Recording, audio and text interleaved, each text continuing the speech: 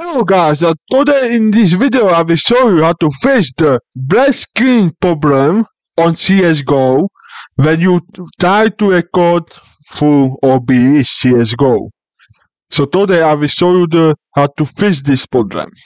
So let's go to the Steam. Let's go. I in check here, but you will have photos maybe. And here I have some there, but you make this.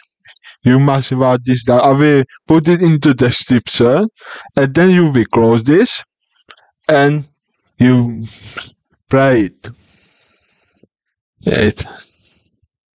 So we will wait some seconds.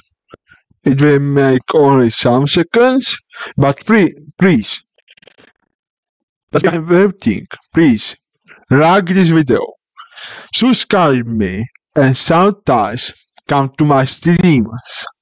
I'm streaming every day on Twitch.